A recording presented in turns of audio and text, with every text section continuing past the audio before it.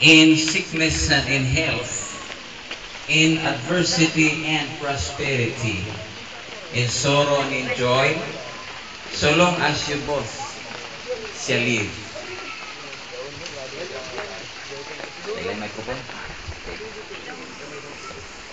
Charlene, wilt thou have Jude to be thy wedded husband, to live together after God's ordinance in the holy state of matrimony?